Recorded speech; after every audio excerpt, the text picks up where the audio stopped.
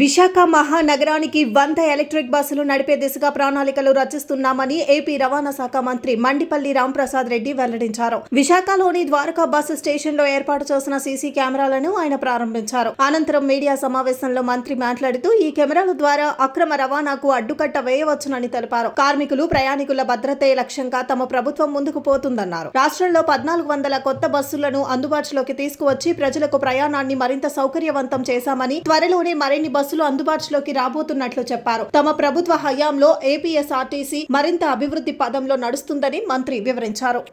ఈ కార్యక్రమానికి విచ్చేసిన కార్మిక సోదరులకు, అలాగే ప్రయాణికులకు, వేదికపైన ఉన్న మా ఈడీ గారికి, ఆర్ఎం గారికి, సిఎంఆర్ యాజమాన్యానికి, అలాగే ముఖ్యంగా పాత్రికేయ సోదరులందరికీ రాష్ట్ర రవాణా శాఖ, అలాగే ఏపీఎస్ఆర్టీసీ తరఫున ధన్యవాదాలు.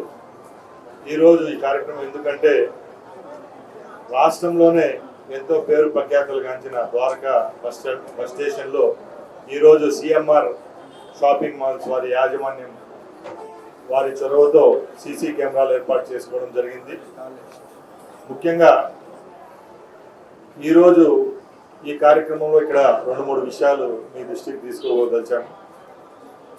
1 సంవత్సరం అయింది ఈ రాష్ట్రంలో కూటమి ప్రభుత్వం ఏర్పాటైన తర్వాత. ముఖ్యంగా ఏపీఎస్ఆర్టీసీని గాడిన పెట్టే ప్రయత్నంలో భాగంగా ఎన్నో సంస్కరణలు చేపట్టడం జరిగింది. ఆ రోజు ఇదే ద్వారకా బస్ స్టేషన్లోనే పార్సల్లు ఇంటింటికి అందించే విధంగా ఆ రోజు ఈ కార్యక్రమాన్ని ఇక్కడ ప్రారంభించాం. ముఖ్యంగా ఏపీఎస్ఆర్టీసీ కార్మికుల యొక్క భద్రత, అలాగే వాళ్ళ యొక్క జీవన ప్రమాణాల్లో మెరుగుదిద్దే విషయంలో రాజీ పడకుండా ఎప్పటి నుంచో పెండింగ్లో ఉన్న నైట్ అవుట్ అలవెన్స్ అయితే ఏదైతే ఉంటుందో దాని మీద జీవో తీసుకొని వచ్చి కార్మిక సోదరులందరికీ మంచి చేసే విధంగా ప్రయత్నం జరిగింది.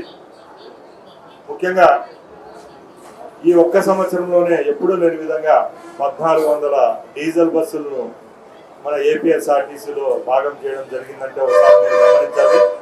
ఈ 1400 బస్సుల వల్ల ఈరోజు రాష్ట్రంలో ఉన్న ఏపీఎస్ఆర్టీసీ నూతన ఉత్తేజం, నూతన ఒరవడితో ఈరోజు గ్రామసీమల నుంచి పట్టణాల వరకు ట్రాన్స్పోర్టేషన్ అందిస్తున్నామంటే అది కేవలం ఏపీఎస్ఆర్టీసీకి, రాష్ట్ర ఈ ప్రభుత్వానికి దక్కుతుందని గర్వంగా తెలియజేసుకుంటున్నా. రాబోయే కాలంలో కూడా ముందు మేము చెప్పినట్టు ఏపీఎస్ఆర్టీసీలో పనిచేస్తున్న కార్మికుడు, అలాగే ప్రయాణికుడు 2 కళ్ళు లాంటి వాళ్ళు కాబట్టి సంస్థను బతికించుకునే విషయంలో ఎక్కడ రాజీ పడే ప్రసక్తే లేదు. గౌరవ ముఖ్యమంత్రి నారా చంద్రబాబు నాయుడు గారి యొక్క ప్రోద్బలంతో, వాళ్ళ యొక్క చొరవతో రాబోయే కాలంలో 1400 ఏసీ బస్సులను కూడా ఏపీఎస్ఆర్టీసీకి ఇచ్చే విధంగా రాబోయే 1 సంవత్సరంలోనే చర్యలు తీసుకొని రోడ్డుపైకి తెచ్చే విధంగా ప్రయత్నాలు జరుగుతున్నాయి.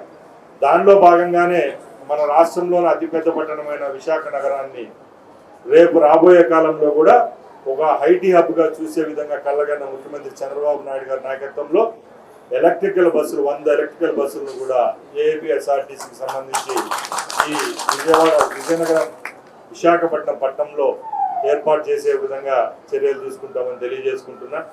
అలాగే ఏపీఎస్ఆర్టీసీ అంటే ఒక అపోహ ఉండేది, టయానికి చేరదు, అలాగే నాణ్యత విషయంలో కూడా ప్రజలు గత 5 సంవత్సరాలు కష్టాలు పడ్డారు కాబట్టి తప్పకుండా ఆర్టీసీలో మెరుగైన సేవలు అందించేదానికి యాజమాన్యం చర్యలు తీసుకుంటా ఉంది. దానిలో భాగంగానే ఎక్కడైతే బస్ స్టేషన్లు ఉంటాయి, షెల్టర్స్ ఉంటాయి, అక్కడ మరుగుదొడ్ల విషయంలో ఎక్కడా రాజీ పడని విధంగా ఈరోజు అక్కడ శుభ్రంగా ఉండే విధంగా ప్రభుత్వం అలాగే ఏపీఎస్ఆర్టీసీ చర్యలు తీసుకుంటా ఉంది. అలాగే ఫుడ్ కోర్ట్స్ అయితేనే, ఫుడ్ స్టాల్స్ అయితేనే, వాటర్ బాటిల్స్ దగ్గర నుంచి అన్ని విషయాల్లో కూడా గత ప్రభుత్వాల్లాగా ఎక్కడ వేమర్పాటు లేకుండా చర్యలు తీసుకుంటామని కూడా ఇక్కడ మీ అందరి ముందర తెలియజేసుకుంటున్నా. అలాగే చాలామంది పాత్రికేయ సోదరులు నెక్స్ట్ అడిగే క్వశ్చన్ కూడా ఇప్పుడే మేము సమాధానం చెప్తున్నా. ముఖ్యంగా ఎప్పటి నుంచో ఆంధ్ర రాష్ట్రంలో ఉన్న మహిళామూర్తుల యొక్క చొరవతో, వాళ్ళ యొక్క వాళ్ళ యొక్క ఆశీర్వాదాలతోనే ఈరోజు భారతదేశంలో ఏ రాష్ట్రానికి దక్కన గౌరవం కూటమి ప్రభుత్వానికి ఇక్కడ దక్కింది. కాబట్టి మా నాయకుడి యొక్క మనసులో ఏదైతే సూపర్ 6 ఉందో ఆ సూపర్ 6లో భాగమైన మహిళామూర్తులకు ఫ్రీ సౌకర్యం కూడా ఆగస్టు 15వ తారీఖున లాంఛనంగా మన పొరుగు రాష్ట్రాలు ఏవైతే కర్ణాటక, తమిళనాడు, తెలంగాణలో ఇస్తున్నాము దానికంటే మెండుగా ఈ రాష్ట్రంలో అందించే విధంగా చర్యలు తీసుకుంటాం. దానిలో భాగంగా పుట్టిన బిడ్డ నుంచి 100 ఏళ్ల ముసలివారి వరకు కూడా రాష్ట్రంలో ఈ ఫ్రీ బస్ సౌకర్యం కల్పించేదానికి కూడా గౌరవ ముఖ్యమంత్రి గారు ఆల్రెడీ అనౌన్స్ చేశారు కాబట్టి అది లాంఛనమే అని తెలియజేసుకునేదానికి చాలా సంతోషంగా ఉంది. ఆ మహిళల యొక్క రుణం తీర్చుకునేదానికి ఈ యొక్క ప్రభుత్వం ముందుంటుందని తెలియజేసుకుంటున్నా.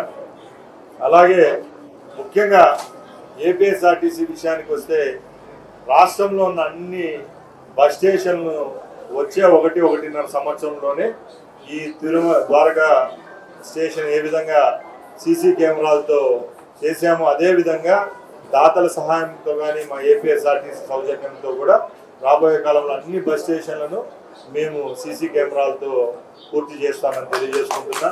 ముఖ్యంగా మేము ఒకటే చెప్తున్నాం, ట్రాన్స్పోర్టేషన్లో కూడా కొత్త ఒరవడి రావాలి. ప్రయాణికుని గమ్యస్థానం చేర్చేదే కాకుండా అక్కడ ఏ విధమైన బస్ స్టేషన్లో వాళ్ళకు సౌకర్యాలు అయితేనే, బస్సులో ప్రయాణించేటప్పుడు సేఫ్టీ అయితేనే, అన్ని విషయాల్లో కూడా ఇప్పుడు ఏపీఎస్ఆర్టీసీ గతంలో లాగా కాకుండా ఇప్పుడు కొత్త రూపంలో ముందుకు పనిచేసే విధంగా చర్యలు ఉంటాయి. అలాగే ముఖ్యంగా ఈరోజు విశాఖపట్నంలో ఈ కార్యక్రమం ఏర్పాటు చేసుకున్నాం కాబట్టి నేను ఒకటి చెప్పదలుచుకున్నాను. ఇక్కడ చాలామంది మెడికోస్ అయితేనే, సాఫ్ట్వేర్ ఉద్యోగులు, అలాగే స్టీల్ ప్లాంట్ ఉద్యోగులు, చాలామంది ఎడ్యుకేటర్స్ వాళ్ళ యొక్క గమ్యస్థానానికి చేరుకునేదానికి చాలా ఆటుపోట్లు ఎదురవుతున్నాయి. కాబట్టి మా ఆర్ఎం గారు చెప్పినట్టు రేపు రాబోయే కాలంలో మన యాజమాన్యం ఈడీ ఆర్ఎం వీళ్ళందరితో కమిటీ వేసి ముఖ్యంగా ఈ సిటీలో ఎన్ని సిటీ సర్వీసెస్ బస్సులు అవసరం అవుతాయో ఆ బస్సులన్నీ ఇక్కడ ఉన్న ప్రాంతాలకు తిప్పే విధంగా కూడా ఏపీఎస్ఆర్టీసీ చర్యలు తీసుకుంటుందని చెప్తున్నా. ఇలాంటి కార్యక్రమాలను ప్రోత్సహిస్తున్న మీడియా వారికి, అలాగే ఈ కార్యక్రమాలకు ఆర్థికంగా కానీ అన్ని విధాల సహాయ సహకారాలు అందిస్తున్న సిఎంఆర్ షాపింగ్ మాల్ యాజమాన్యం, ఇలాంటి వ్యాపారవేత్తలందరికీ మరొకసారి ధన్యవాదాలు తెలియజేస్తున్నాను. జై హింద్.